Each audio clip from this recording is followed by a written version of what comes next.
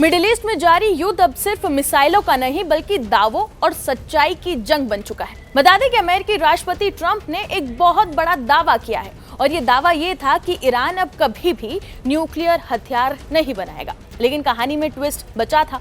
Iran ने इस दावे को सीधे सीधे झूठ बता दिया। तो आखिरकार सच्चाई क्या है और इसका असर दुनिया की अर्थव्यवस्था पर कैसे पड़ेगा, आइए समझते हैं इस वीडियो में।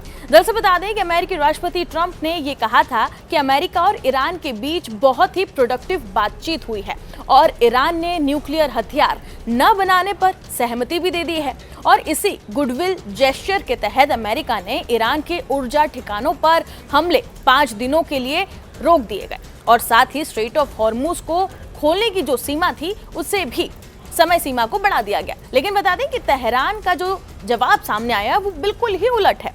ईरान के विदेश मंत्रालय ने ये एकदम साफ कहा है कि अमेरिका के साथ कोई भी बातचीत नहीं हो रही है। ट्रंप का ये जो दावा है वो बिल्कुल फर्जी और गुमराह करने वाला है। और ईरान का ये भी कहना है कि जब तक इजराइल हमले नहीं रोकता तब तक किसी भी बातचीत का कोई सवाल ही नहीं उठता है। अब समझिए कि इस पूरे विवाद का मुद्दा आखिरकार क्या है। दरअसल ईरान का ये कहना है कि जो उसका न्यूक्लियर प्रोग्राम है वो सिर्फ बिजली उत्पादन और मेडिकल उपयोग के लिए ही है। लेकिन अमेरिका और इजराइल ने ये आरोप लगाया है कि ईरान 90% तक यूरेनियम समृद्ध कर चुका है और वो कभी भी परमाणु बम बना सकता है। और यहीं से इस पूरे तनाव की संघर्ष की जड़ जुड़ी हुई है। ये विवाद बता दें कि नया नहीं है। 2015 में joint comprehensive plan of action के तहत एक समझौता हुआ था। ईरान सीमित न्यूक्लियर गतिविधि करेगा और बदले में उस पर लगे जो भी प्रतिबंध है वो हटाए जाएंगे। लेकिन 2018 में ट्रंप ने इस डील से अमेरिका को बाहर कर लिया और उसके बाद यहीं से तनाव फिर से बढ़ गया। इस पूरे संकट का सबसे बड़ा असर ग्लोबल ऑयल मार्केट पर पड़ रहा है, क्योंकि बता दें कि दुनिया की 20% तेल सप्लाई इसी स्ट्रेट ऑफ हॉर्मुज से गुजरती है।